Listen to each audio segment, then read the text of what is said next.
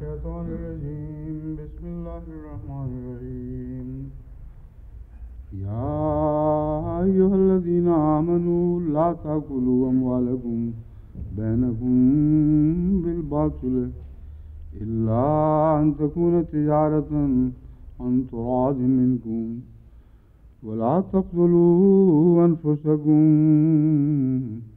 إن الله كان بكم رحيما ومن يفعل ذلك عدوانا وظلما فسوف نصليه نارا وكان ذلك على الله يسيرا إن تجتنبوا كبائر ما تنهون عنه نكفر عنكم سيئاتكم وندخلكم مدخلا كريما. Saya telah membacakan kepada Anda ayat 30-32 dari surah An-Nisa dengan harapan bahwa kita bisa menyelesaikan daras ini, yakni 3 ayat ini pada hari ini. Ya ayyuhalladzina, wahai orang-orang amanu yang beriman, la ta'kulu amwalakum bainakum bil batil, jangan makan harta kalian di antara kalian sendiri dengan cara yang melanggar hukum, illa antaku natijarotan, kecuali yang kalian peroleh dari perdagangan dengan sepakatan bersama. Jika setelah kata batil artinya haram, kemudian kita baca kecuali yang kalian peroleh dari perdagangan dengan persetujuan bersama, itu juga dapat berarti bahwa meskipun itu haram tetapi dilakukan dengan persetujuan, maka itu diperbolehkan. Ini jelas bukan apa yang dimaksud di sini. Itu sebabnya saat menerjemahkan Anda dapat mengatakan bahwa seorang tidak boleh bertukar barang dengan cara yang melanggar hukum. Perdagangan adalah pengecualian di mana ada pengalihan barang tetapi tidak bisa disebut batil atau haram. Antara adin minkum, harus ada kesepakatan bersama antara kedua belah pihak. Wala taqtulu anfusakum, dan jangan bunuh dirimu. Innallaha kana bikum rahima, sungguhnya Allah Maha Penyayang terhadapmu.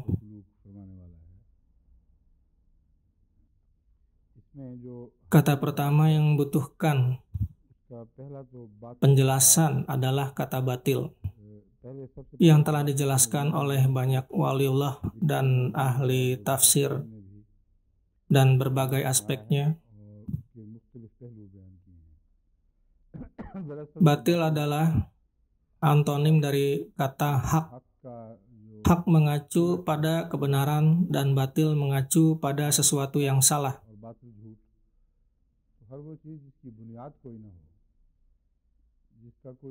Segala sesuatu yang tidak memiliki dasar dan tidak pula ada hubungan dengan sunnah yang ditetapkan oleh Tuhan.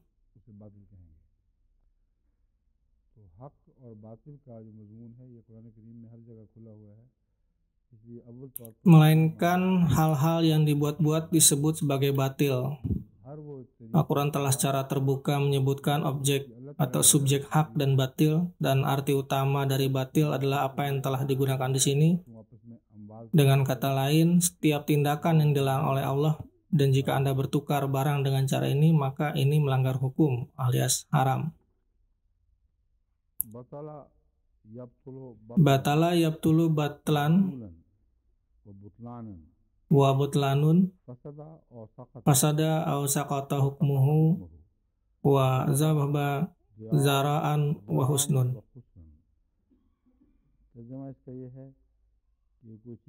Artinya sesuatu rusak, instruksi yang tidak berlaku, atau sesuatu yang terbuang.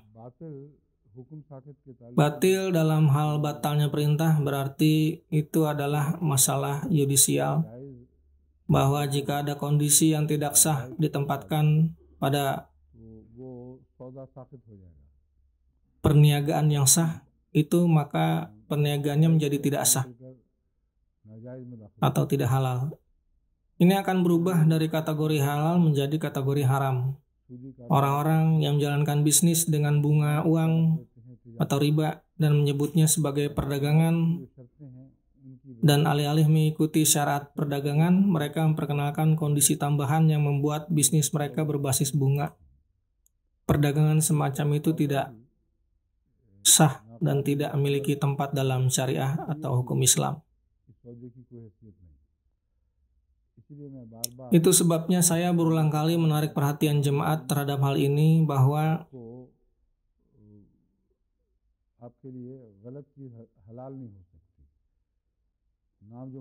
Anda tidak dapat membuat sesuatu yang haram menjadi halal. Anda dapat menyebutnya sesuka Anda.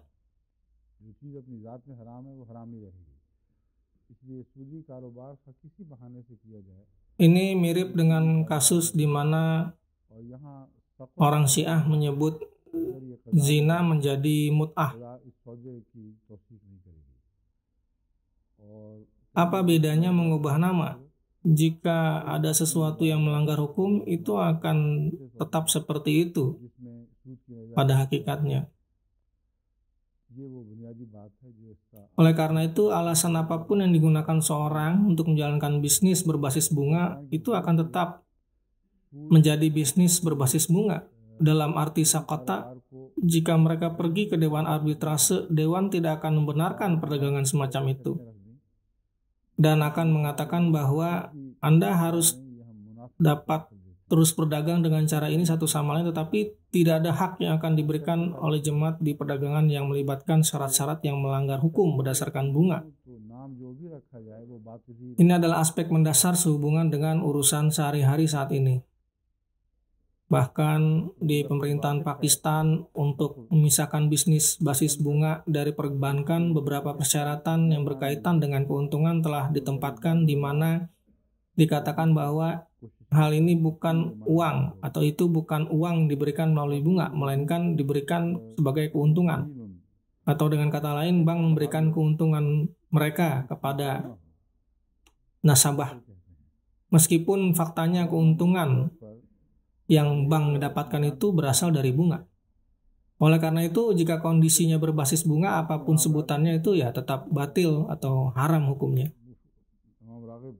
Kata batil atau batal juga mengandung makna yang berbeda, dan beberapa ulama mencoba mencari tahu mengapa makna tersebut diberikan.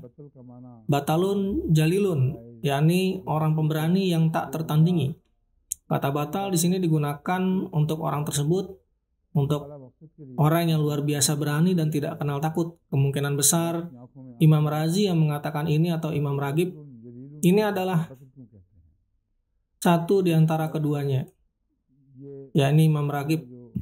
Imam Ragib telah mengangkat poin bahwa meskipun batal mengacu pada sesuatu yang melanggar hukum, dilarang, tidak benar, dan salah, mengapa pula orang gagah berani yang siap mengorbankan hidupnya untuk tujuan yang lebih besar dan menatap kematian disebut sebagai batalun jalilun? Dia mengatakan bahwa karena ini adalah cara hidupnya, sehingga dia menganggap hidupnya sebagai sesuatu yang batil. Dengan kata lain, dia telah melompat ke rahang kematian dengan keyakinan yang menunjukkan bahwa dia kurang atau tidak menghargai hidupnya sendiri. Kadang-kadang untuk menggambarkan kehebatan dalam sesuatu, kata yang biasanya digunakan untuk sesuatu yang salah digunakan, yang menunjukkan kemegahan lebih lanjut dalam menggambaran hal itu. Ada contohnya dalam Al-Quran, Nabi SAW digambarkan sebagai al-insan, manusia sempurna, dan dikatakan bahwa dia pula adalah zaluman jahula, yakni sosok yang sangat tidak adil dan lalai. Ini adalah pujian sebenarnya, yang menjadi berbahaya jika disalahartikan. Banyak ulama menjadi bingung di sini, dan mereka mengabaikan pokok bahasan sebenarnya yang luar biasa dan mengenai wahyu Al-Quran, amanah terakhir yang diwahyukan pada Nabi SAW. Dan mereka menganggapnya sebagai manusia biasa dan menganggap orang yang mengatakan labaik, yakni mengatakan untuk selalu siap dalam ketaatan pada setiap perintah Allah Ta'ala, sebagai orang yang bodoh. Bahkan jika Anda mendapatkan artinya dari sudut itu, hal ini tidaklah masuk akal. Allah Ta'ala memuji seorang dan mereka menyimpulkan, yakni mufassirin itu menyimpulkan bahwa Orang tersebut menjawab panggilan Allah dan Allah sebagai balasan menyebut orang tersebut bodoh, bahwa kamu tidak akan mampu memikul beban ini.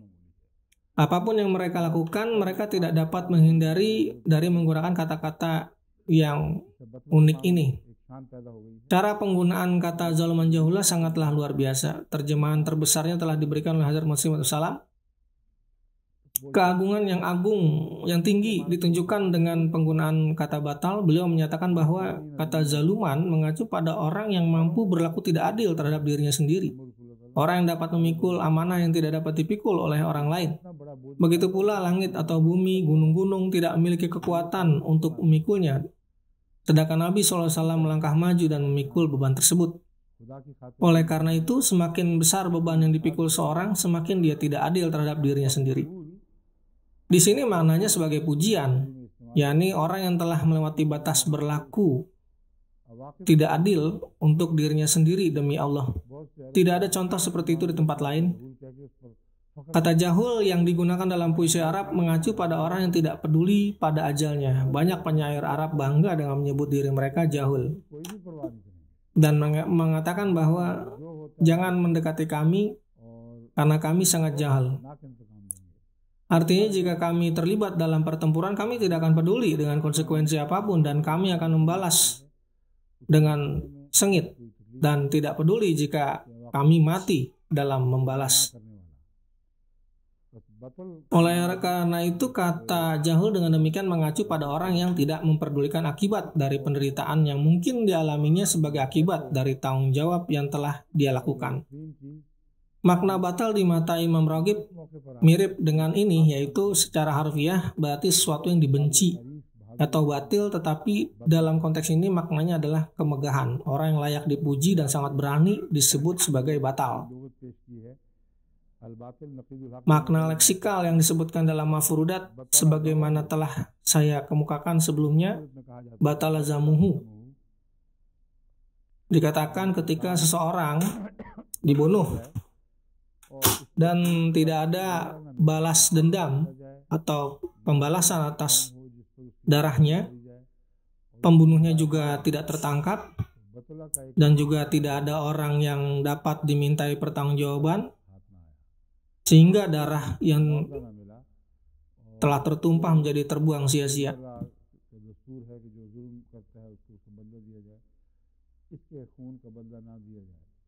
Oleh karena itu, salah satu dari arti batala berarti sesuatu yang disia-siakan.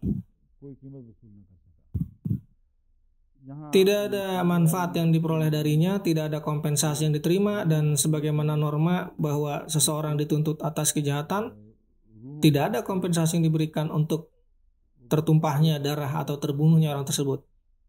Ini dikenal sebagai batala damuhu, artinya darahnya terbuang sia-sia dan dia tidak dapat menerima balasan dalam bentuk apapun. Subjek yang sama disebutkan di sini di Inggris yang dapat ditemukan dalam bentuk cerita tentang roh. Dikatakan bahwa jika seseorang terbunuh dan tidak ada balasan yang diambil, yakni pembunuhnya tidak dibunuh, maka roh itu akan menyusahkan orang-orang yang mengunjungi tempat orang itu dibunuh. Dan itu menjadi hukuman bagi mereka yang tinggal di rumah itu, karena roh itu kembali dan menimbulkan ketakutan dengan mengatakan, lakukanlah sesuatu. Roh tersebut mengatakan bahwa ia belum mendapat hak balas. Ia mengatakan, batala dami, darahku terbuang percuma. Dan sebelum ada balasan, maka aku akan tetap gelisah. Kata ibtal mengacu pada perkataan yang tidak benar dalam pengertian yang tidak umum. Secara umum, ibtal berarti seseorang menyatakan sesuatu sebagai tidak benar atau menyatakan seseorang sebagai pendusta, tetapi di sini tidak dapat berarti demikian. Dalam wazan if'al, batala berarti berbohong dan ibtal berarti menyatakan seseorang sebagai pendusta. Namun dalam Quran telah dikatakan atau digunakan kata ibtal menurut adat Arab yang berarti orang yang mengatakan sesuatu yang tidak masuk akal atau cabul. in antum illa mubtilun. Orang tersebut disebut butil. Al-Quran mengatakan bahwa la yaqulanna allazina kafaru in antum illa mubtilun. Sungguhnya orang-orang kafir pasti akan mengatakan kamu hanyalah pendusta dan tidak ada kebenaran dalam pengakuanmu. Al-Quran menanggapi pernyataan mereka ini menyatakan khusira hunalikal mubtilun. Orang-orang yang berdusta dan mengucapkan kata-kata kotor, tetapi waktu hukuman mereka tiba, mereka semua akan menderita kerugian. Dan perbuatan mereka akan sia-sia dan mereka akan melihatnya terjadi.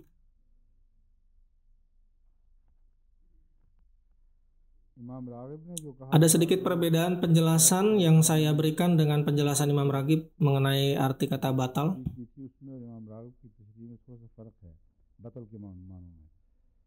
Imam Raghib mengatakan bahwa batalun mengacu pada orang pemberani yang melompat ke depan rahang atau mulut kematian dengan berani.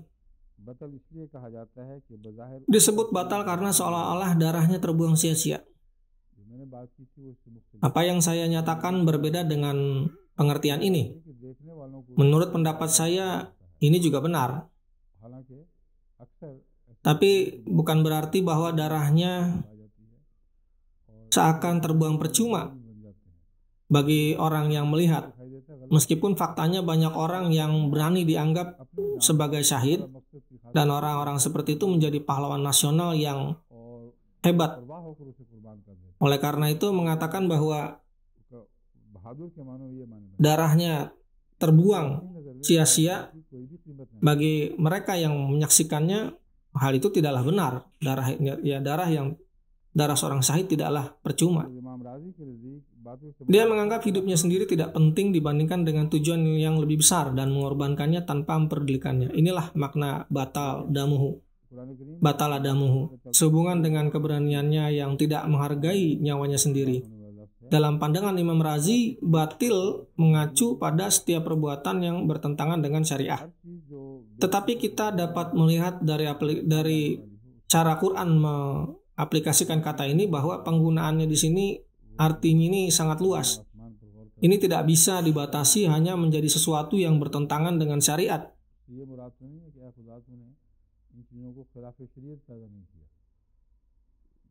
Segala sesuatu yang tidak benar tanpa tujuan dan sia-sia disebut sebagai batil. Allah SWT berfirman dalam Al-Quran tentang orang-orang yang merenungkan langit dan bumi.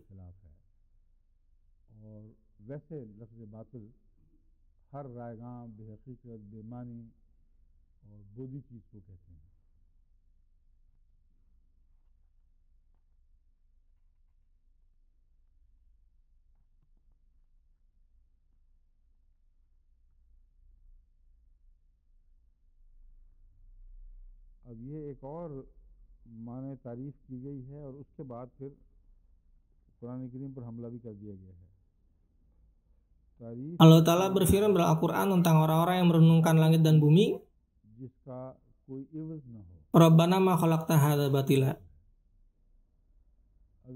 Ini tidak berarti bahwa ya Allah, Engkau tidak menciptakan hal-hal ini bertentangan dengan syariat. Ketika alam semesta dijadikan, syariat mana yang hadir? Hubungan syariat hanya dengan perbuatan manusia. Jika ini yang dimaksudkan Hazrat Imam Razi, maka itu benar. Semua perbuatan manusia yang bertentangan dengan syariat adalah batil. Dan kata batil secara harfiah berarti segala sesuatu yang tidak benar, sia-sia, tanpa tujuan dan kehilangan akal. Definisi lain diberikan di sini setelah serangan dilakukan terhadap Al-Quran. Definisi batil yang telah diberikan adalah mengacu pada segala sesuatu yang tidak ada balasannya. Jika ini yang diyakini, maka semua hadiah akan menjadi batil. Demikian pula semua pesta, karena ketika seorang mengundang seseorang ke dalam pesta, dia tidak meminta uang sebagai gantinya. Oleh karena itu, dengan mendefinisikan sesuatu secara tidak benar, maka mereka telah melakukan serangan terhadap Al-Quran sedemikian rupa, sehingga mereka terpaksa mengatakan bahwa ayat ini dengan kata batil telah dibatalkan dengan ayat yang mengizinkan Anda untuk makan di rumah teman dan orang yang Anda cintai. Betapa sia-sianya hal ini. Pertama, mereka membuat kesalahan dalam definisi dan selanjutnya mereka membatalkan sebuah ayat penting dan mengatakan bahwa ayat itu sendiri adalah batil atau palsu. Dan dengan demikian telah dibatalkan, jadi tidak salah. Jika tidak salah, maka ayat tersebut tidak akan dibatalkan. Kadang-kadang mufasir dalam pikiran mereka terlibat dalam kerumitan sedemikian rupa sehingga mereka tidak menyadari suatu keburukan yang menyedihkan yang telah mereka ucapkan. तो लोगों ने एक दूसरे के घर खाना पीना छोड़ दिया। उन्होंने कहा कि ओहो, बातिल का तो मतलब है जब उसका मुआवजा नहीं दिया गया। तो जब वो खाना पीना छोड़ दिया गया तो सूरह नूर की इस आयत से इसमें मनसूख कर दिया गया कि लैसा अलैकुम जुनाहुन अन ताकुलू मिन बुयूतिकुम इलल आखिर, ये कोई गुनाह नहीं है अगर तुम खाना खाओ उन घरों से जो तुम्हारे दोस्तों के अजीजों के घर हैं। वहाँ फिर खुद इन्होंने भी इब्न मसूद का ये कौल लिखा है कि यह आयत मुहकम हरगिज़ मनसूख नहीं, ना क़यामत तक मनसूख होगी।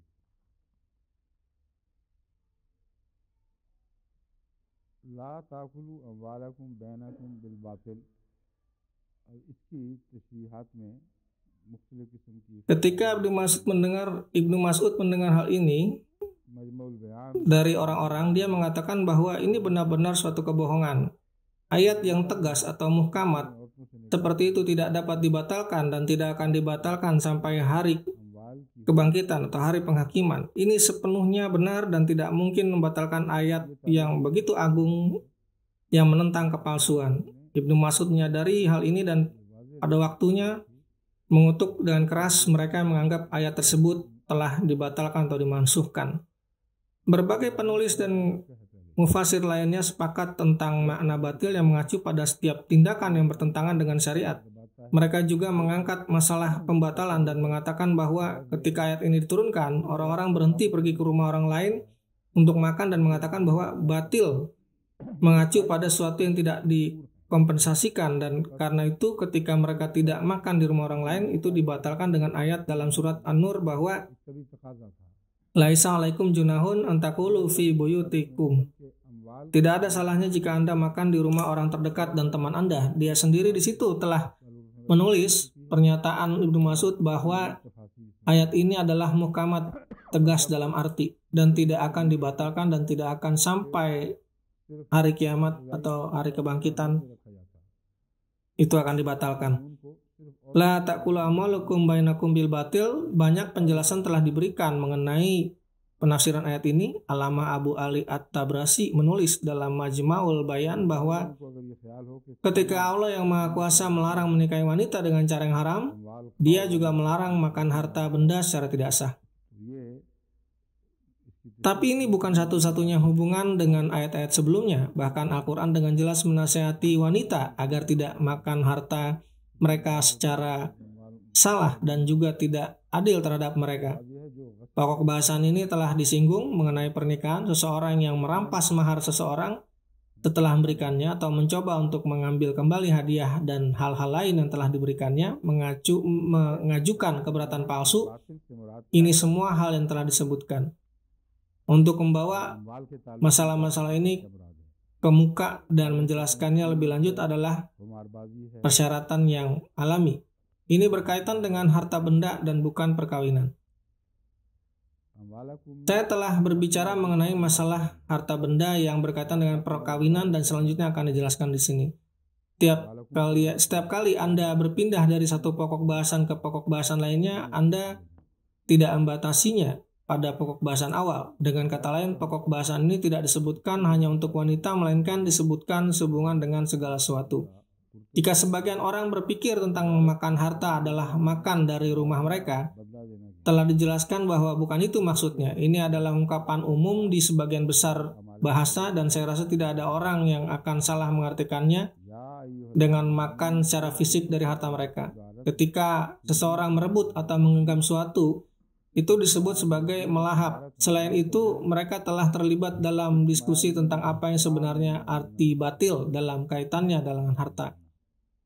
Ada yang mengatakan itu adalah bunga, perjudian, penipuan, dan lain-lain. Mereka mengatakan amwalakum mencakup baik milik sendiri maupun milik orang lain. La taqulu amwalakum bainakum bil batil, katanya amwalakum mencakup harta milikmu dan milik orang lain.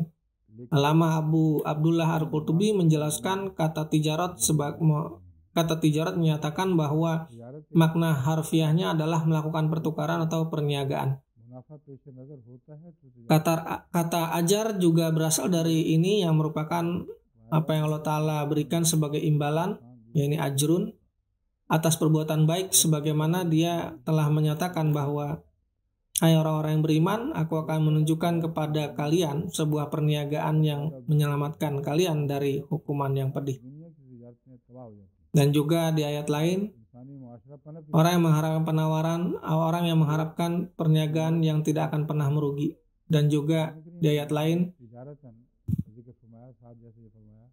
sungguhnya Allah telah membeli dari orang-orang beriman diri mereka dan harta benda mereka, sebagai balasannya adalah surga.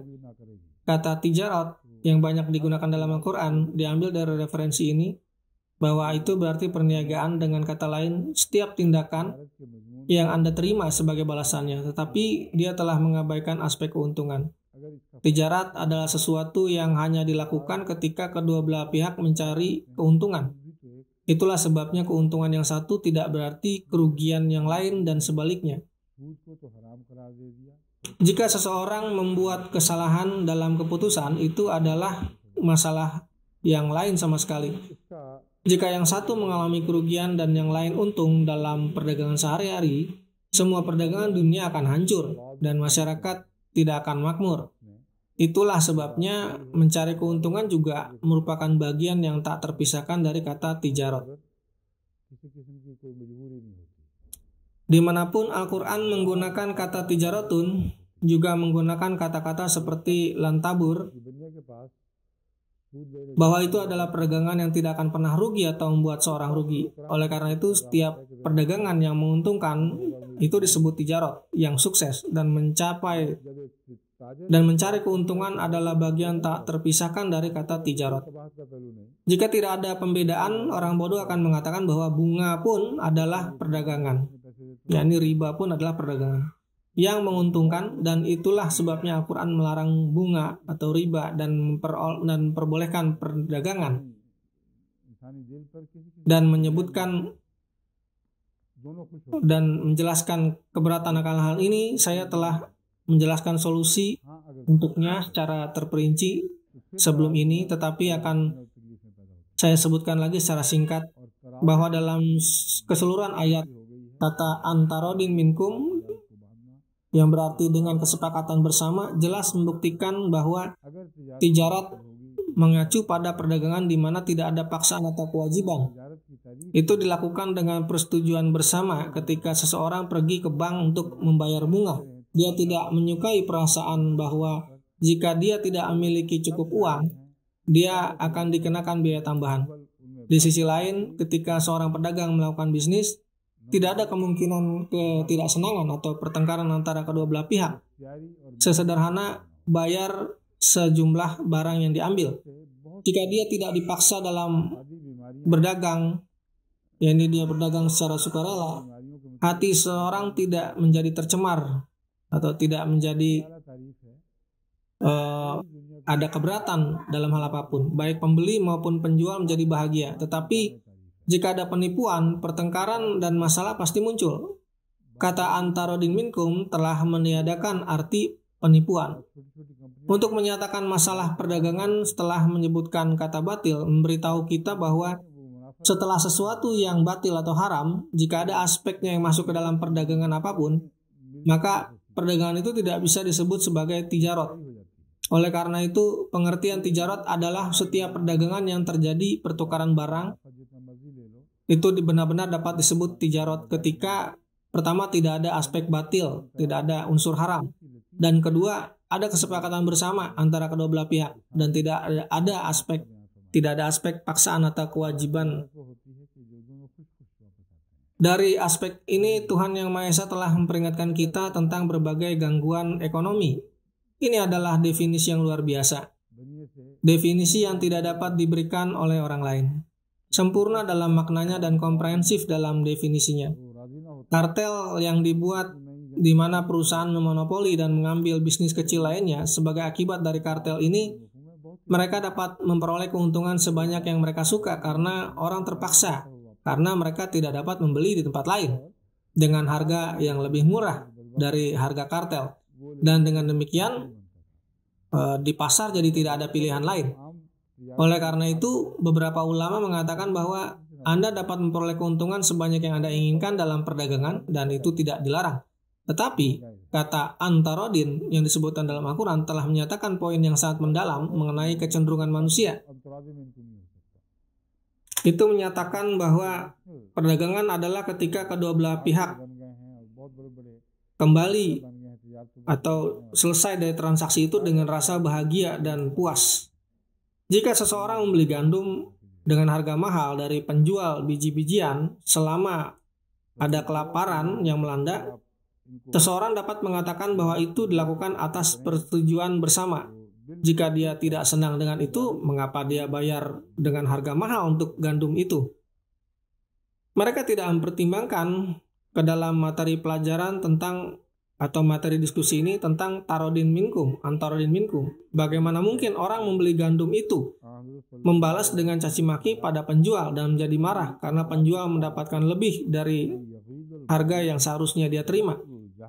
Ketika gandum diperdagangkan setiap hari, tidak ada kepuasan yang terjadi. Oleh karena itu, setiap transaksi yang menimbulkan ketidakpuasan hukumnya haram, apapun bentuknya. Selain itu, setiap transaksi yang memaksa seseorang untuk membeli tidak dapat disebut sebagai antarodin minkum, yaitu dilakukan dengan kesepakatan bersama. Kartel dan mafia perdagangan internasional yang telah memonopoli industri, kesemuanya itu berada di luar makna tarodin minkum. Karena syarat kesepakatan bersama pada hal-hal yang berkaitan dengan perdagangan, ada penjelasan, ada perbedaan yang jelas antara perdagangan, bunga, dan perjudian.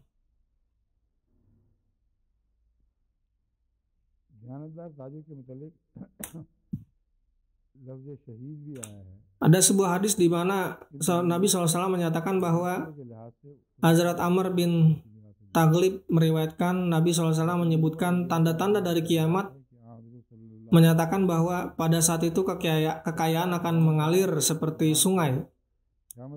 Di riwayat lain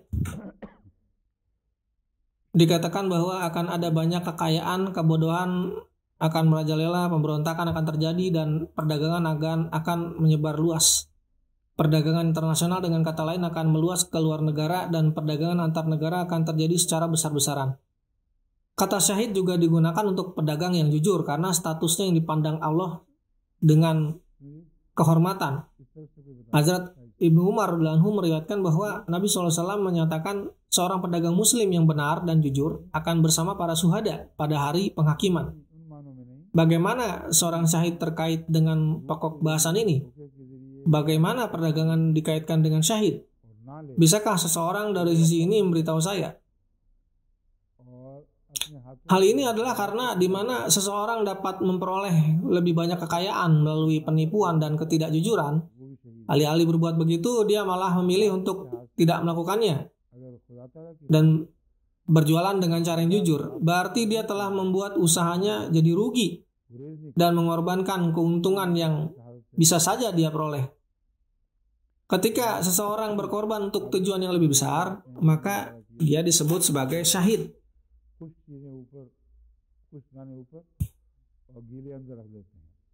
Mengenai kekayaan, jika seseorang demi Tuhan, demi Allah yang Maha Esa, lantas ia jadi terluput dari keuntungan yang sebanyak yang ia bisa dapatkan dan memilih untuk bersikap jujur, dalam hal ini terdapat hubungan dengan unsur syahid. Pedagang saat ini saat menjajakan gandum atau biji-bijian lainnya menempatkan biji-bijian kering di atas dan yang lembab di bawah. Merupakan kebiasaan di masa Nabi SAW bahwa mereka akan mengatakan pada para pelanggan bahwa ini lembab dan itu kering, dan mereka tidak akan pernah mencampurnya. Melalui penipuan dan mendapatkan harga yang lebih tinggi untuk itu. Ini adalah pokok bahasan yang berkaitan dengan syahadat atau syahid.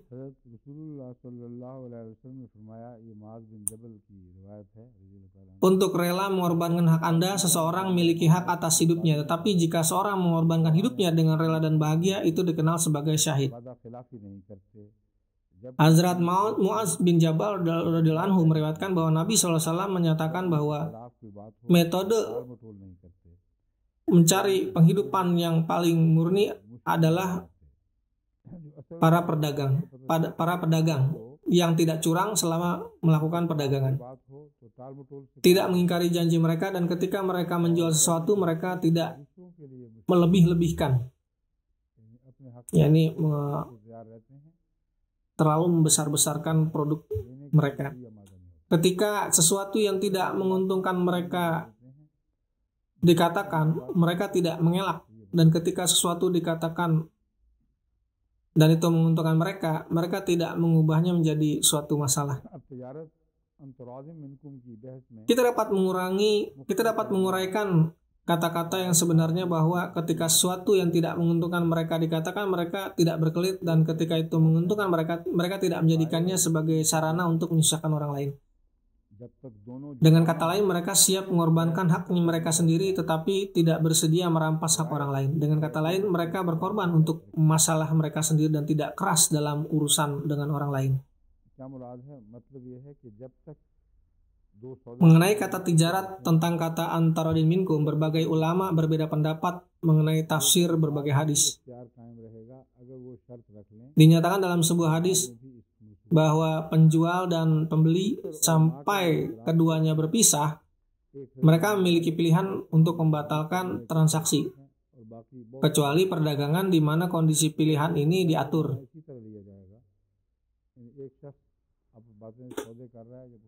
Artinya selama kedua belah pihak yang terlibat dalam transaksi itu masih bersama-sama, mereka memiliki pilihan untuk membatalkan transaksi itu. Sampai saat itu, tetapi mereka juga dapat memiliki opsi ini untuk nanti jika mereka mengajukan syarat, sehingga mereka dapat membatalkannya nanti. Perbedaan pendapat di antara para ulama sedemikian rupa sehingga Hazrat Imam Malik dan Imam Abu Hanifah serempak atau kompak di satu sisi, dan banyak ulama lain memiliki pandangan yang lain. Mereka mengatakan bahwa arti literalnya adalah seseorang menyelesaikan transaksi, tetapi karena dia tetap berada di sisi si penjual, dia bisa saja membatalkannya sebelum dia pergi meninggalkan si penjual. Hazrat Imam Malik dan Imam Abu Hanifah mengatakan bahwa ini pasti tidaklah demikian maksudnya. Makna bersama dan berpisah berarti bahwa ketika kondisi transaksi ditetapkan, mereka secara praktis menjadi terpisah satu sama lain. Dan dengan demikian tidak dapat mengganggu transaksi lebih lanjut. Tentu saja tidak berarti bahwa setelah transaksi disepakati dan janji telah dibuat, seseorang masih bisa mengatakan bahwa karena saya masih duduk di sini bersama Anda, maka sekarang saya boleh memutuskan untuk batal membeli atau membatalkan transaksi ini. Ini tidak diperbolehkan. Karena perpisahan di sini berarti perpisahan dalam arti transaksi telah berakhir, transaksi sudah disepakati. Dengan kata lain, ketika transaksi selesai, hubungan mereka penjual pembeli telah selesai karena transaksi sudah terjadi dan kedua belah pihak tidak berhak lagi untuk ikut merubah status transaksi tersebut. Menurut pandangan saya, pendapat Hazrat Imam Malik dan Hazrat Imam Abu Hanifah adalah yang benar. Dan inilah arti yang sebenarnya. Beberapa telah mengangkat isu tentang tata bahasa, bahwa ada kata ila antakuna tijaratun. Mereka mengatakan mengapa digunakan kata benda akusatif atau mansub, dan mengapa tidak dikatakan tijarotan. Mengapa tijarotun bukan tijarotan? Ada yang mengatakan bahwa itu juga bisa dibaca sebagai tijarotan yang akan menyebabkan perubahan makna. Menurut pandangan saya tidak perlu mendalami hal-hal seperti itu. Kata manapun yang digunakan oleh Al-Quran memang benar dan mengatakan bahwa itu bisa dikatakan seperti tadi. Ini hanyalah dalih di pihak mereka dan tidak lain daripada itu. Kata antakuna tijarotun, kata tijarotun akan dianggap sebagai khobar kana, predikat kana, atau isim kana, kata benda atau pelaku kana. Itu adalah bentuknya marfu, nominatif, dan predikat kana akan menjadi mansub, akusatif. Kata inna bersifat akusatif dan predikat inna bersifat nominatif. Ini terminologinya, dan tidak perlu mendalami detailnya. Tapi antakuna tijarotun, takuna mengandung kata ganti ila antakuna tijarotun. Kecuali bahwa pertukaran mereka sesuai dengan prinsip perdagangan. Inilah artinya. Masalah la taqtulan fusakum dan janganlah binasakan dirimu sendiri juga telah dibahas. Apa yang dimaksud dengan taqtulan fusakum? Pembahasan tijarot dan batal saya tinggalkan karena pokok bahasannya saling terkait. Dan kalau saya kemukakan satu persatu akan ada pengulangan yang tidak diperlukan. Satu hal yang saya lupa sebutkan adalah mengenai bahwa ada juga perbedaan pendapat ulama mengenai jangka waktu transaksi. Menjadi satu yang dianggap sebagai kesepakatan bersama. Seperti yang saya sebutkan tentang tarodin minkum. Dalam pandangan saya itu berarti persetujuan kedua belah pihak di mana tidak terjadi pemaksaan.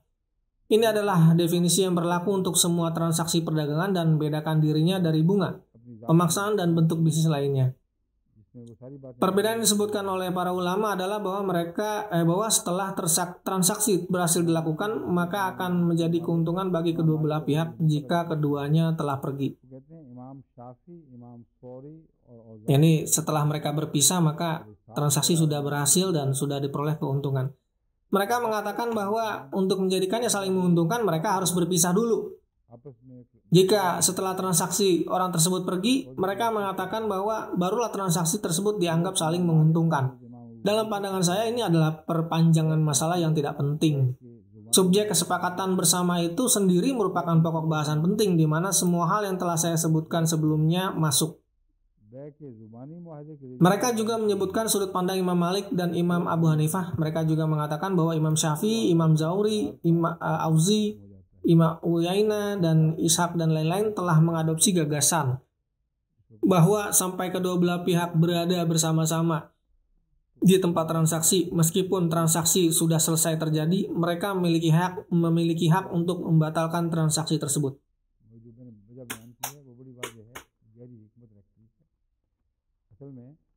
Hazrat Imam Malik dan Hazrat Imam Abu Hanifah mengatakan bahwa setelah transaksi terjadi maka itu dianggap selesai dan bukan ketika seseorang telah meninggalkan tempat transaksi.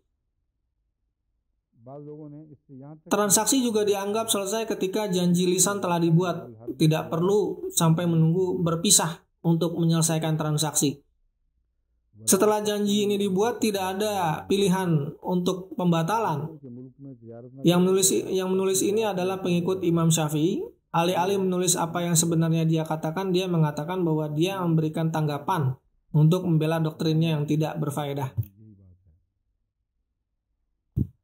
Alasan yang saya berikan jelas dan penuh dengan kebijaksanaan. Pemisahan di sini atau berpisah di sini berarti berpisahnya atau terpisahnya hak setiap orang untuk ikut campur dalam transaksi itu, dan sekarang mereka tidak dapat bersatu kembali untuk merubah transaksi itu. Beberapa bahkan menyimpulkan bahwa perdagangan di wilayah musuh dilarang. Bagaimana bisa seperti ini? Dari kata la taqtulu anfusakum, mereka menyimpulkan bahwa jangan berdagang di tanah musuh. Jika tidak, kamu akan ditinggalkan sendirian. Ini sungguh aneh dan saya tidak mengerti hikmah di baliknya. Tapi ini menurut Alama Alusi.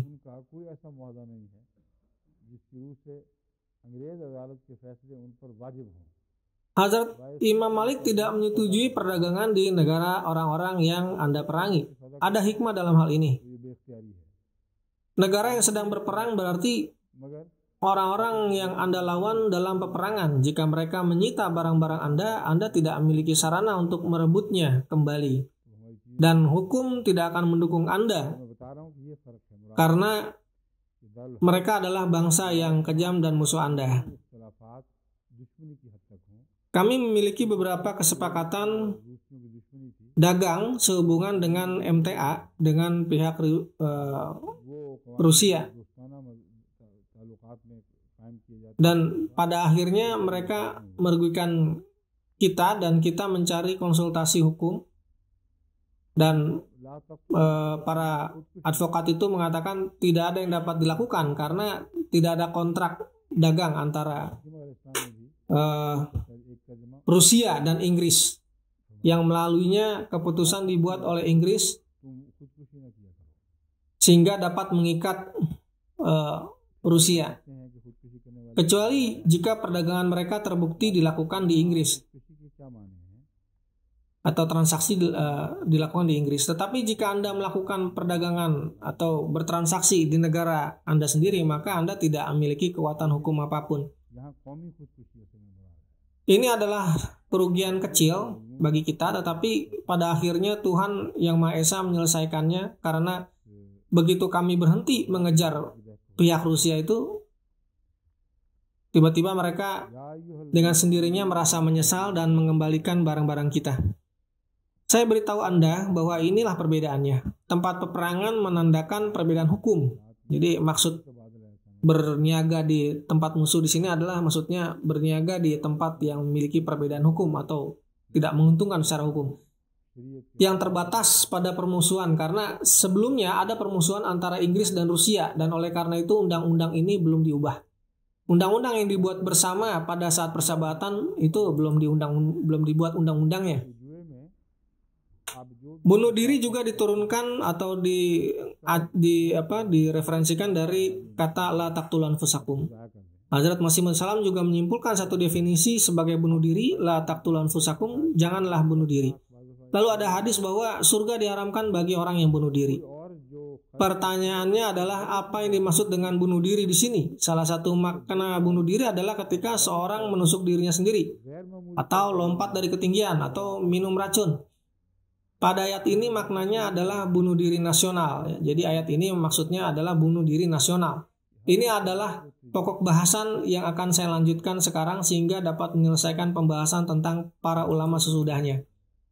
Ya ayyuhalladzina amanu la taqtulu amwalakum bainakum bil batil. Hai orang-orang beriman, janganlah melakukan transaksi harta di antara kalian secara haram yang di dalamnya terdapat penipuan, keegoisan dan bertentangan dengan syariat. Setiap hal yang sia-sia adalah bagian dari kata batil. Oleh karena itu, perjudian menurut definisi ini juga haram karena uang yang Anda keluarkan untuk berjudi kemungkinan besar akan terbuang sia-sia dan peluang untuk menang bahkan tidak sampai 1/100.000 atau 1 juta atau bahkan 10 juta.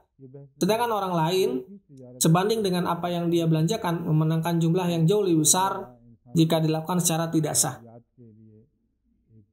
Ini juga bagian dari kata batil. Alasan mengapa judi dilarang juga bisa dirujuk dari hal ini. Setiap transaksi yang alih-alih mengembangkan perdagangan dan memperbaiki siklus ekonomi justru dia membypass instrumen ekonomi dan tidak ada hubungannya dengan sistem ekonomi, maka semuanya itu jadi batil atau haram. Perjudian juga termasuk dalam definisi batil. Bahkan jika seseorang merugi dalam perdagangan umum, itu masih menjadi bagian dari sistem ekonomi.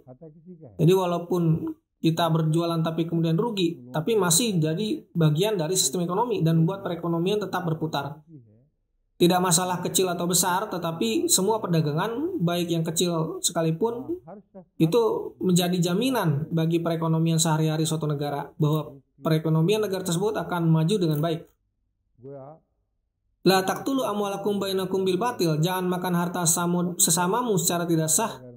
Kata bainakum di antara kalian sendiri dapat berarti kita pahami. Tetapi mengapa dikatakan amwalakum, harta kalian? Tuhan Yang Maha Esa berfirman la taqtulu amwalakum, ini mengacu pada harta milik nasional karena memakan harta sendiri bukanlah suatu kejahatan. Tetapi memakan milik orang lain adalah suatu kejahatan. Ada kebohongan besar sekarang di masyarakat di mana harta milik orang lain dimakan secara tidak sah. Tetap tidak ada jaminan atas hak-hak semua penduduk dalam masyarakat tersebut. Ketika ini mulai terjadi pada skala individu, sebagai manusia, maka harta benda setiap orang menjadi tidak aman. Dan oleh karena itu seolah-olah Anda melahap harta Anda sendiri. Anda berpikir bahwa Anda melahap milik orang lain, padahal sebenarnya Anda melahap milik Anda sendiri. Dan Anda akan menderita dengan cara yang sama dan tidak akan mampu melindungi diri Anda sendiri. Kedua, dalam masyarakat di mana ada ketidakjujuran yang meluas dan mereka bertindak melawan hukum, perdagangan mereka terhenti di tingkat internasional juga. Mereka tidak dipandang dengan rasa hormat dan takzim, dan dari hari ke hari negara-negara lain menjadi lebih hati-hati dalam berurusan dengan negara mereka. Dan dengan demikian mereka tidak menerima kontrak dagang dengan negara manapun. Ada persyaratan yang ditetapkan dan kesulitan-kesulitan lain muncul untuk negara-negara seperti itu, sehingga mereka menerima lebih sedikit keuntungan dari perdagangan pada umumnya. Oleh karena itu, seseorang dari Inggris yang melakukan bisnis di Pakistan mengatakan kepada saya bahwa dari perdagangannya yang biasa, dia akan mendapat untung. Tetapi karena ketidakjujuran banyak orang Pakistan membuat kita harus melakukan langkah-langkah keamanan yang banyak menelan biaya yang sia-sia. Uang harus diberikan kepada bank dan mereka harus membelanjakan untuk tindakan keamanan lainnya, dan karena ini mereka jadi menerima lebih sedikit keuntungan secara proporsional. Inilah penafsiran yang akurat. Pertama, ada kerusakan yang terjadi pada perdagangan nasional dan pada tingkat individu. Semua dirugikan oleh perdagangan tersebut, di mana bahkan jika orang itu sendiri tidak jujur, jika ada banyak orang yang tidak jujur, seluruh masyarakat menjadi subjek itu. Subjek amwalakum bainakum. Ini cocok di sini bahwa Anda memang memakan harta Anda sendiri dan bersikap bodoh. Inilah arti sebenarnya dari wala taqtulu anfusakum. Yaitu dengan cara ini janganlah bunuh diri. Jadi bunuh diri individu juga berasal dari hal ini. Tetapi dalam hal ini berarti bunuh diri nasional. Yang dimaksud adalah kerugian nasional. Negara-negara itu di mana properti orang lain diambil secara tidak jujur, mereka menjadi hancur dan perdagangan mereka jadi tidak berhasil sehingga ekonomi negara jadi mengalami kegagalan. La taqtulu anfusakum, jangan bunuh dirimu. Innallaha kana bikum rahima. Allah Maha Kuasa, Maha Penyayang, dan dengan demikian memberimu ajaran yang darinya kamu dapat melindungi dirimu dari bahaya.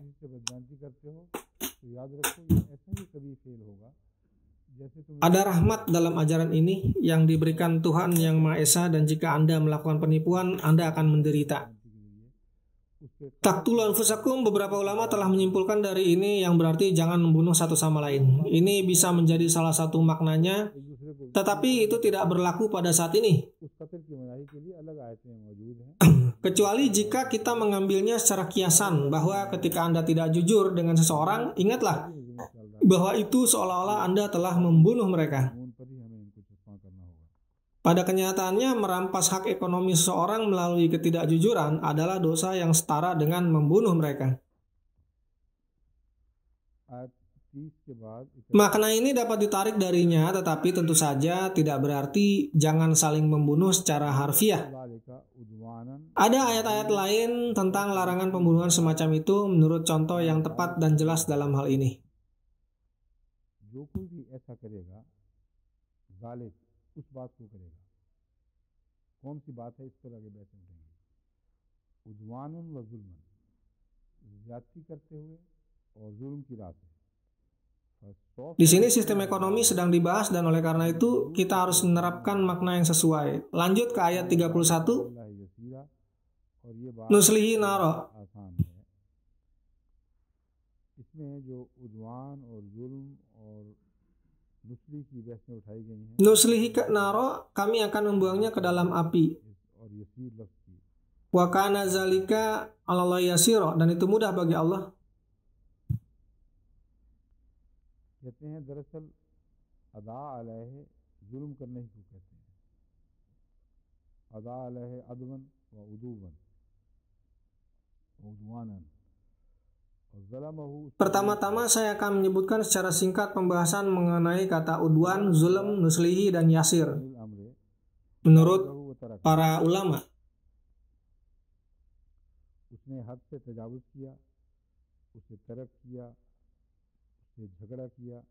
dikatakan bahwa ada alaihi berarti tidak adil.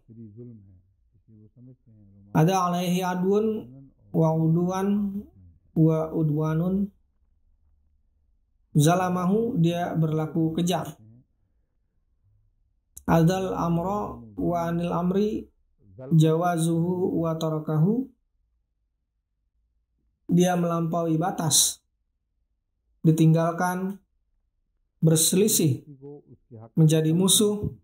Semua makna ini masuk dalam kata zulm. Dan oleh karena itu, para ulama berpendapat bahwa tidak ada perbedaan antara udwanun dan zulmun. Hazrat Imam Raghib menyatakan bahwa dalam mufradat bahwa zalama yuzlimu zulmun wa zulman, zulm.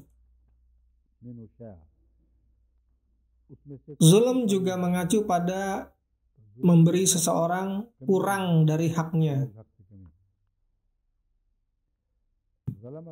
Dengan kata lain, zulm berarti bahwa hak seseorang tidak diberikan. Jika seorang buruh tidak diberikan upahnya atau seorang dicabut haknya dalam berdagang, ini semua adalah contoh zulm yang contohkan dari Al-Quran. Walum tazlim minhu say'a, tidak ada yang dikurangi darinya. Jadi zulm juga mengacu pada pengurangan, untuk mengurangi dari hak seorang.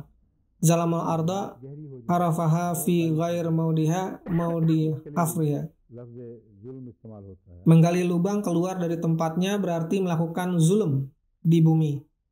Jika itu menjadi sumber masalah bagi para musafir, ini bisa menjadi berbahaya bagi para musafir dan menyebabkan kerusakan pada hewan dan orang yang lewat, kata zulm telah digunakan untuk kasus seperti itu.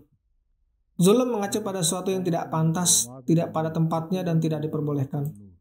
Zalamal lailu yazlimu zalmun, kata zulm juga digunakan untuk menunjukkan kegelapan malam yang luar biasa. Zulm juga mengacu pada syirik dan digunakan untuk semua jenis dosa dan pelanggaran.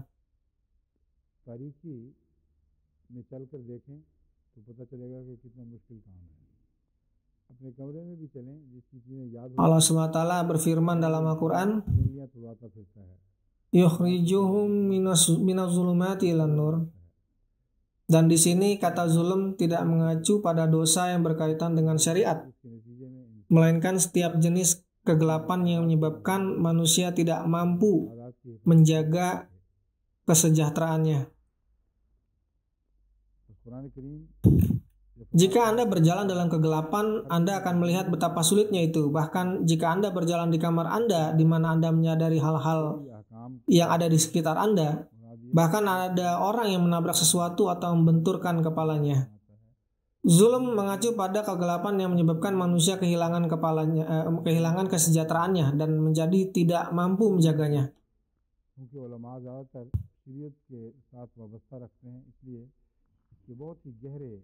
Al-Quran menyatakan bahwa Allah SWT membawa Anda keluar dari semua jenis kegelapan dan membawa Anda ke dalam cahaya yang tidak hanya berarti perintah agama atau syariat, melainkan juga berarti Tuhan yang Maha Kuasa membimbing manusia dalam setiap hal yang seiring waktu membuat manusia menjadi dekat kepada cahaya dan keluar dari kegelapan. Karena kenyataan bahwa para ulama menghubungkan pokok bahasan ini hanya dengan urusan syariat, maka mereka menghilangkan makna yang lebih dalam dan lebih mencerahkan. Seluruh perjalanan evolusi adalah perjalanan dari kegelapan menuju cahaya. Karena perjalanan evolusi ini menuntut agar indera, yakni panca indera kita, itu ditingkatkan dan kekuatan diciptakan di dalamnya. जो खुदा ने पैदा फरमाई है Terciptalah kekuatan di dalamnya. वो अदना हालत Saya katakan serupa dengan panca indera karena रोशनी की तरफ है। tidak harus panca indera, karena Tuhan dapat menciptakan indera lain selain panca indera. जानवर के पैदा होने Sebagai contoh, Allah Ta'ala रात की सूरत में menjelaskan bahwa setelah kematian, अगर Anda akan diberi indera yang lain sehingga Anda dapat melihat hal-hal yang sebelumnya Anda tidak bisa lihat. नूर को समझ सकता, ना हदायत से फायदा उठा सकता, Fa basarokal yauma hadid. खुदा ताला Dan penglihatanmu कहता है कि हम pada hari itu उसे akan sangat tajam. रोशनी की तरफ लेके जाते Demikianlah pokok bahasan tentang Allah yang Maha Kuasa mengeluarkan kamu dari kegelapan menuju cahaya. Subjek ini meliputi dan mengatur seluruh alam semesta dan tidak ada sedikit pun yang berada di luar sistem penciptaan. Segala sesuatu yang diciptakan Tuhan telah berkembang मैंने dari keadaan rendah menjadi tinggi. ये जो मजमून है ये अल्लाह Dan orientasinya atau arahnya adalah menuju cahaya. के हवाले Inilah arti sebenarnya. से जब रसूल का हवाला हो Cahaya ini setelah penciptaan binatang, जो jadi setelah penciptaan binatang, और सारा सफ़र इंसान का तरक्की की आला मनाजिल की तरफ होता है, लेकिन उससे पहले जो इंसानी setelah penciptaan binatang dimanifestasikan sebagai indera. Jika आयत को tidak ada indera, manusia tidak akan mampu memahami kegelapan dan terang. कायमन Dia tidak akan dapat mengambil manfaat dari bimbingan dan melindungi dirinya dari kebobrokan, di mana Tuhan Yang Maha Esa menyatakan bahwa से हम Dia membawa kita keluar dari kegelapan menuju terang. Ayat करें ये सारे इकट्ठे yukhrijuhum minazulmati ilan nar. पहले Al-Baqarah वास्ते खमसा की minazulmati ilan nur. Ayat Al-Baqarah ayat 258. Pokok bahasan ini memiliki satu arti yang mengacu pada Allah dan satu lagi mengacu pada utusan Allah. ऐसे Ketika mengacu pada seorang utusan Allah, dia mengacu membawa Anda menuju cahaya yang diciptakan dari syariat dan seluruh perjalanan manusia menuju tingkat kemajuan yang tinggi. Tetapi perjalanan manusia sebelum ini, jika ayat ini merujuk pada Allah, itu berarti bahwa Allah yang Maha Kuasa terus-menerus mengeluarkan ciptaan makhluk-makhluknya itu dari kegelapan menuju cahaya. Panca indera manusia telah diberkahi. हर उस Jika Anda merenungkannya, Anda akan menyadari bahwa semuanya tidak diciptakan pada satu waktu. Pertama, tidak ada kemampuan panca indera di dalam binatang. Hanya ada insting saja, hanya ada insting dan persepsi. जिसका आगाज Ini adalah langkah pertama menuju terang dari kegelapan. Ada beberapa hewan pada tahap awal yang tidak memiliki penglihatan, tidak memiliki pikiran atau sistem saraf, पैदा होने dan mereka bagaimanapun caranya mereka tidak dapat memahami apa yang akan menguntungkan mereka, tetapi mereka masih menyadari hal-hal apa yang perlu mereka makan dan kemana mereka harus pergi. Mereka secara naluriah bergerak menuju apa yang menguntungkan mereka dan menjauh dari apa yang mungkin merugikan mereka. भाव नहीं है कोई Ini adalah pokok bahasan tentang membawa seseorang keluar dari kegelapan menuju cahaya yang dimulai pada tahap awal kehidupan, dan ketika kehidupan berkembang, panca indera secara bertahap diciptakan. Dan dari apa yang saya teliti, indera pertama yang diberkati atau diberkahi terkait dengan indera pendengaran. Karena अगर से कान binatang yang telah saya ceritakan yang tidak memiliki otak, indera, pusat saraf, atau organ seperti mata, telinga, dan hidung, dan lain-lain, यहाँ कुछ persepsi pertama mereka itu adalah melalui suara dan gelombang. Meskipun mereka tidak memiliki telinga, tetapi suara-suara di dekat mereka menciptakan gelombang yang membuat mereka Quran करीम mengetahui bahwa di daerah ini berbahaya, dan oleh karena ada semacam getaran di sekitarnya yang membuat mereka pindah ke daerah lain yang lebih aman. की बाद में हुआ है और Terlintas dalam pikiran saya bahwa indera pendengaran diciptakan pertama kali karena Al-Quran selalu menyatakan Sami'an basiro, mendengar dan melihat, dan tidak pernah basirun samia, melihat dan mendengar.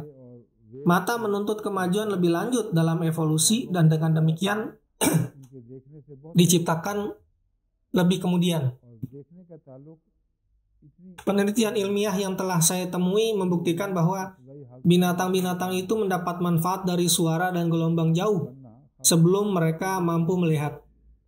Penglihatan adalah keahlian yang sangat rumit dan tidak kita temukan dimanapun pada tahap awal kehidupan.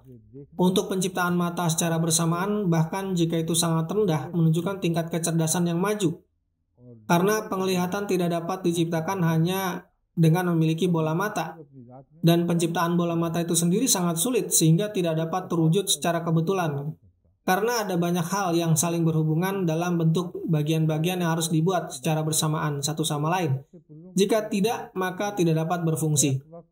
Mereka bilang evolusi itu buta. Evolusi buta tidak dapat membentuk sebuah mata karena ada begitu banyak pengaturan pada tahap paling awal dari sebuah mata, sehingga mustahil bagi manusia untuk berpikir bahwa itu diciptakan secara kebetulan. Mata binatang laut, dari penelitian yang telah dilakukan terhadap berbagai jenis mata, memiliki mata yang berlaminasi. Pada manusia dan hewan, sebagian besar mata berbentuk bola mata, tetapi pada hewan laut, kita juga menemukan mata yang berlapis-lapis. Substansi dari mana mata mereka dibuat, mereka memiliki lapisan tipis satu sama lain, ada 7 lapisan, setelah itu barulah mata muncul. Ruang antara setiap lapisan adalah setengah angstrom, sulit untuk dijelaskan. Anggap saja setengah dari ketebalan atom. Itu adalah setengah dari panjang gelombang yang dibuat pada awalnya. Panjang gelombang tampak ketujuh lapisan digabungkan menjadi setengah dari panjang itu. Lapisan-lapisan itu dipasang satu demi satu dalam panjang setengah panjang gelombang. Mengapa 7 diciptakan dan bagaimana evolusi dimulai? Apakah satu lapisan dibuat terlebih dahulu dan tidak ada fungsi apa-apa? Teori evolusi menyatakan bahwa jika suatu benda tetap tidak berguna untuk sementara waktu, maka benda itu pasti akan mubazir. Misalnya, dikatakan bahwa manusia merapatkan ekornya. Hal itu adalah karena ekornya tidak pernah digunakan lagi.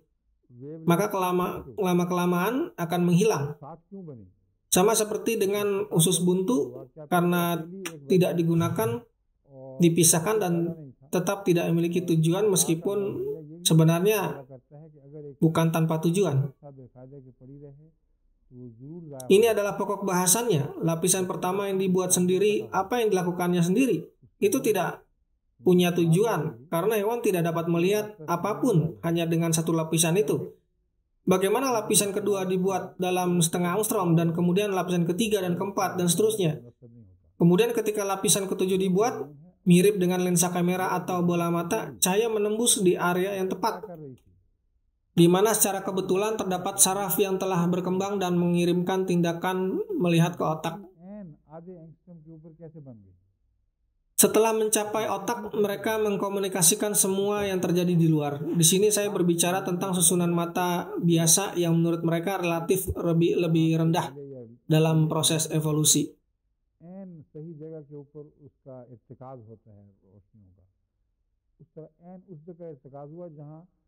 Mata yang telah dianugerahkan kepada manusia, hewan, dan bahkan lalat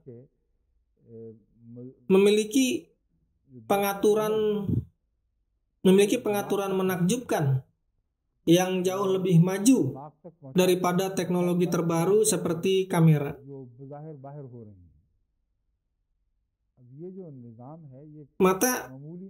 Mata awal memiliki fitur yang sama dengan yang versi yang lebih tingginya. Ini adalah keajaiban yang dinyatakan Allah Subhanahu wa taala, yakni Sami'un Basiro.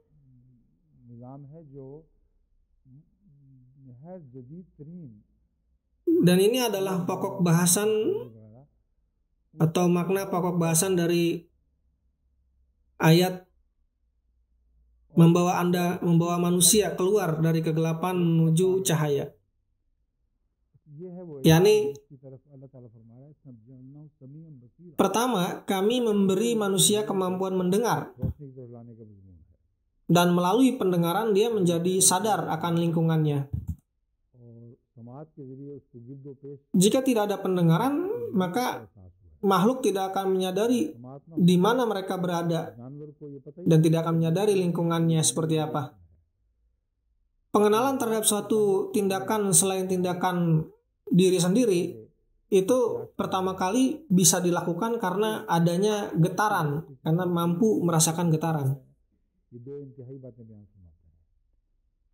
Setelah itu kemampuan yang lain juga dikembangkan di mana Tuhan telah sebutkan dua dari kemampuan besar tersebut. Dengan penciptaan getaran, kesadaran lingkungan yang diberikan pada manusia adalah pokok bahasan tentang datangnya cahaya dari kegelapan. Ketika proses evolusi ini selesai, maka dia menjadi basiro, melihat. Dia menjadi melihat. Dan penglihatan adalah tingkat kemajuan tertinggi dalam evolusi tersebut.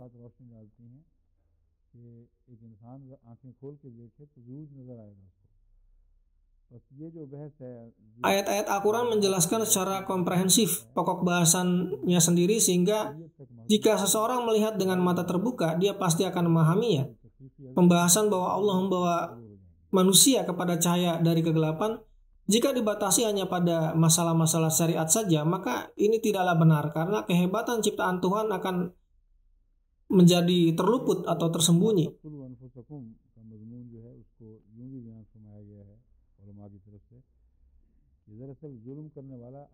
Para ulama juga mengatakan tentang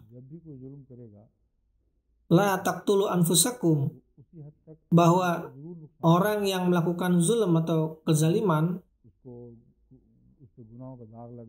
adalah kepada dirinya sendiri.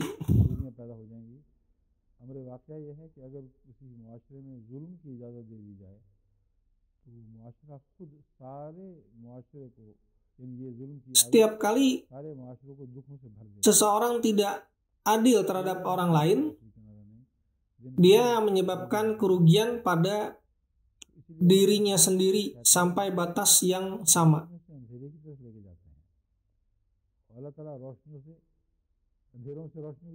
Misalnya, dia akan dicap sebagai pendosa atau jenis kelemahan lain akan tercipta dalam dirinya.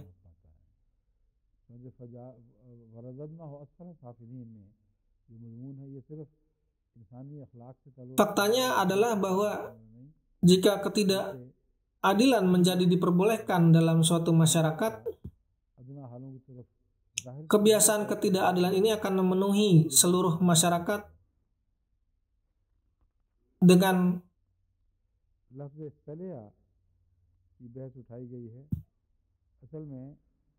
kesedihan tanpa akhir dan hari demi hari terus menurun lebih jauh.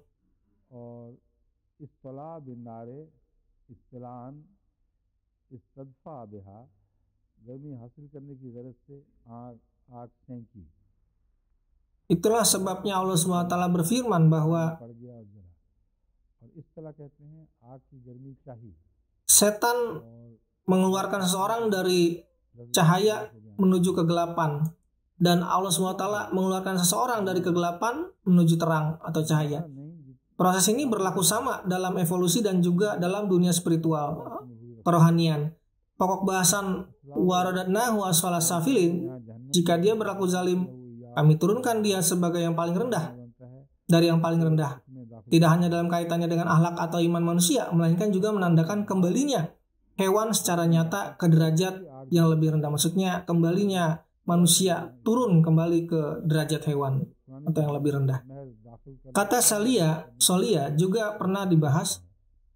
Definisi solia adalah menahan panasnya api atau terbakar dalam api. Istala binari istilaun istadafa biha, artinya menjadi panas dengan api. Sola berarti membakar, jatuh ke dalam api dan membakar diri sendiri.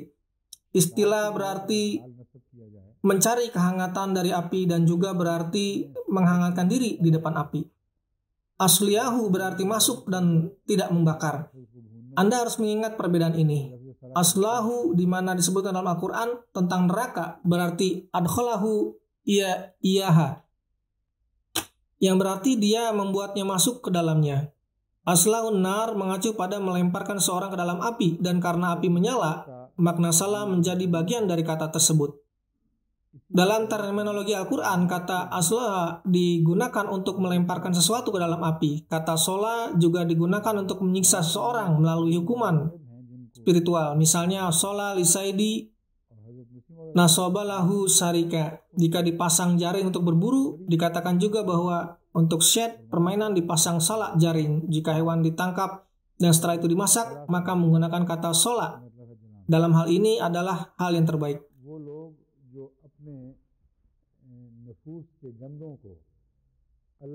Aspek lain dari kata nuslihi dalam kaitannya dengan pokok bahasan pembakaran yang sama adalah bahwa sholat juga dihubungkan dengan kata sholat. Di antara para imam awal ada Imam Raghib yang mengalihkan perhatiannya ke arah ini, dan Hazrat Masih Maud Salam dengan sangat ekstensif menyatakan bahwa kata as-sholah berasal dari kata sholah yang berarti membakar. Jadi mereka yang membakar kotorannya sendiri demi cinta Allah, dan kenyataannya adalah orang-orang yang berdoa jika doanya itu kosong dari pembakaran seperti itu sehingga dosa tetap ada dan tidak hangus, yakni orang yang sholat tapi tetap melakukan dosa, maka itu bukanlah sholat. Ahmadiyah harus memperhatikan aspek ini terutama selama Ramadan.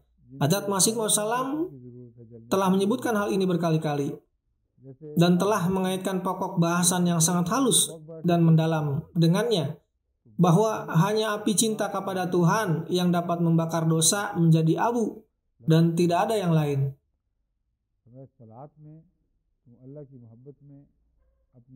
Tingkat panas dalam cinta ini akan menentukan tingkat dosa yang bisa dibakar.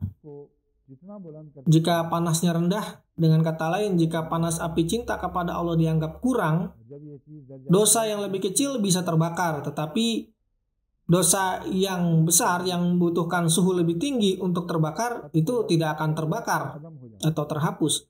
Misalnya, ada beberapa logam yang membutuhkan suhu yang sangat tinggi untuk membuatnya meleleh. Hazrat Masih Maud Salam memiliki filosofi yang sangat dalam tentang dosa dan cara menghilangkannya dari kata sholat. Dalam sholat, jika Anda mengingat cinta Allah, cinta membara yang Anda miliki untuk Allah, pada tingkat yang sama dosa-dosa Anda akan terbakar. Dan ketika ini mencapai puncaknya, manusia menjadi berbudi luhur dan semua dosa yang telah dilakukannya terhapus seolah-olah tidak ada dosa. Ketika Nabi Suci SAW menyatakan bahwa at-taibu minaz zambi malam zambalah, ini adalah arti sebenarnya bahwa seseorang karena cintanya kepada Allah menghapus dosa-dosanya.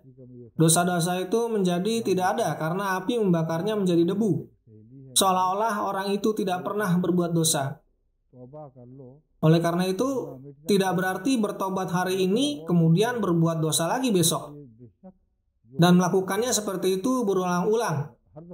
Lalu dosa-dosa Anda anggap akan terus terhapus. Cara-cara atau praktek seperti ini bertentangan dengan esensi taubat. Taubat berlaku sesuai dengan hasil akhirnya. Beberapa hari yang lalu saya menerima surat dari seorang Ahmadi, seorang gadis Ahmadi dari Inggris.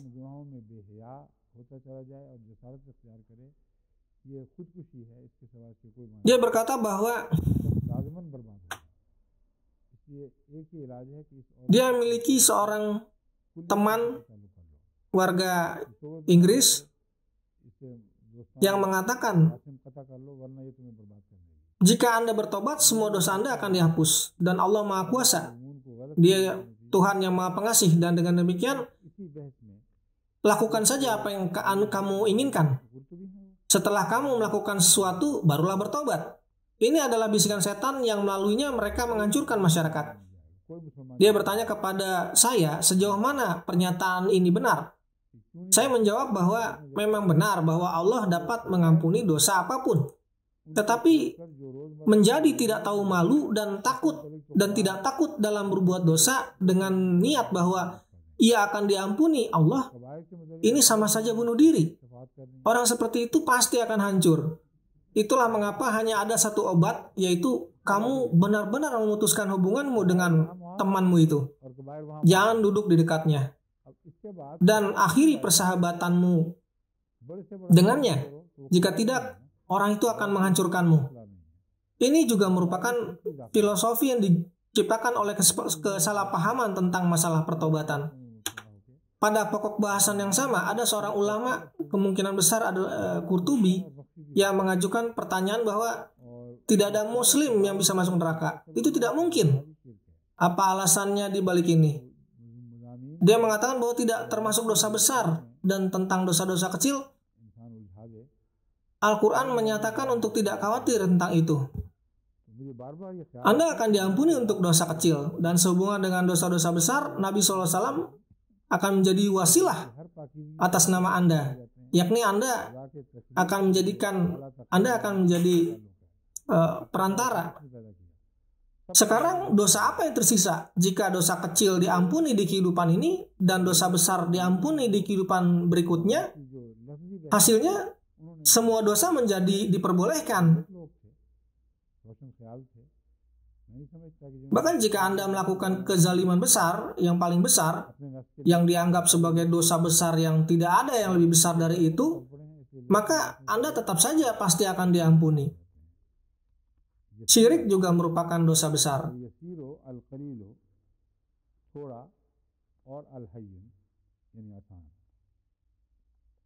Inilah yang mereka simpulkan setelah menyelidiki masalah yang sia-sia itu.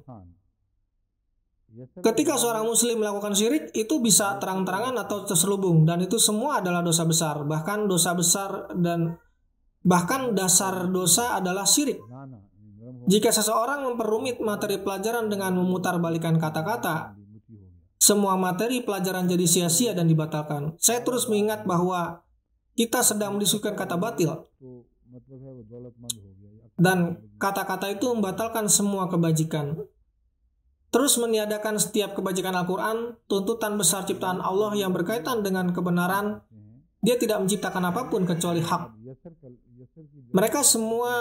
Mereka membatalkan semuanya. Kita melihat bahwa pembahasan leksikal yang biasa dilakukan para ulama pada masa itu merugikan orang-orang tersebut, padahal mereka adalah orang-orang alim dan berwawasan.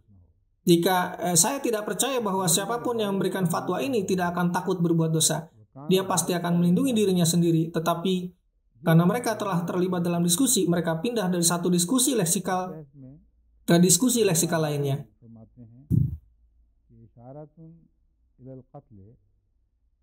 Beralih ke kata yasira, al-yasiru al-qalil jumlahnya kecil dan al-hayyun sederhana.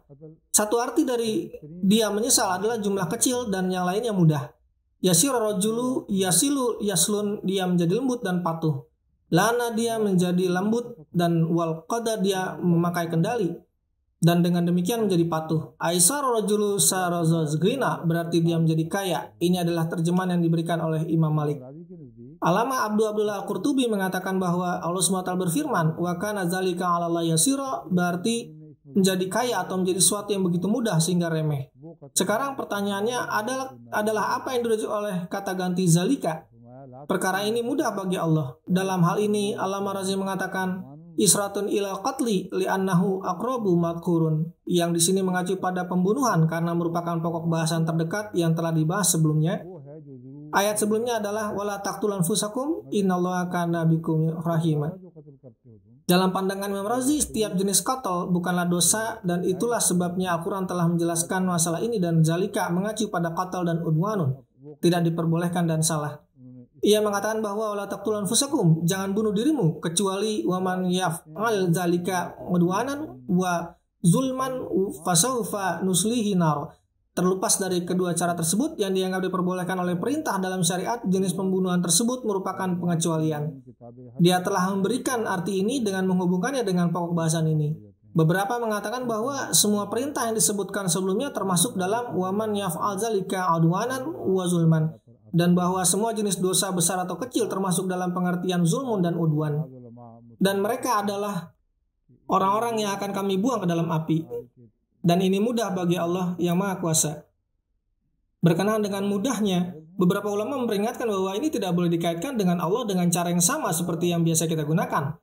Apakah ini dikatakan oleh Imam Raghib atau Imam Razi? Pengertian yang luar biasa seperti itu berasal dari keduanya.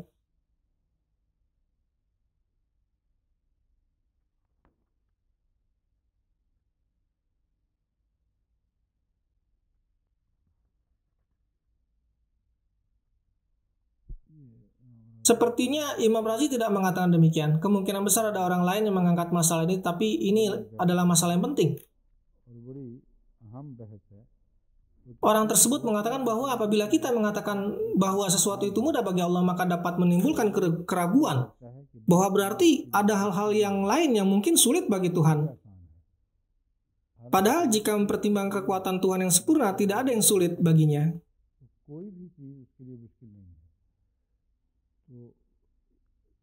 Mengingat hal ini, apa arti dari wa kana dzalika 'ala Allahi yasira?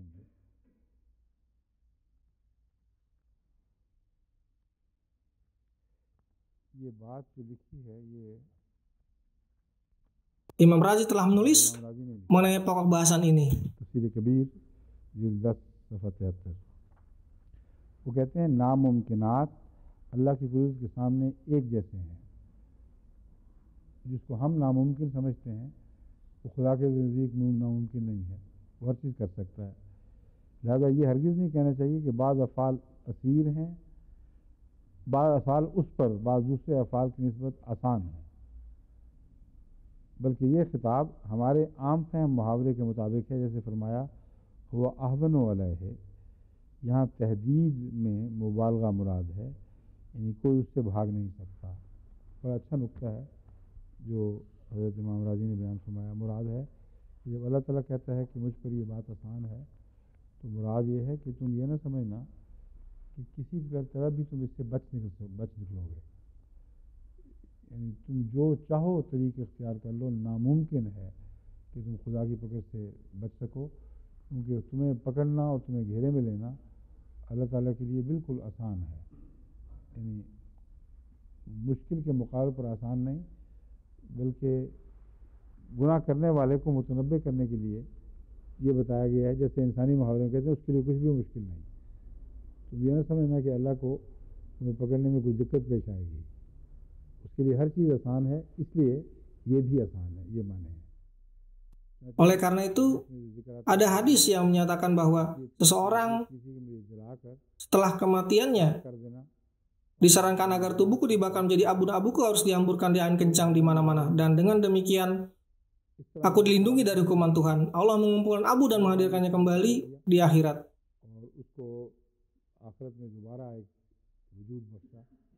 Dan ditanya, mengapa dia melakukan ini?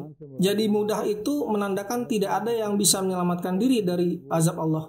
Jadi kata mudah itu menandakan tidak ada yang bisa menyelamatkan diri dari azab Allah. Lakukanlah semaumu, akhirnya kamu akan tertangkap. Karena untuk melaksanakan hukumnya tidak ada yang sulit bagi Allah.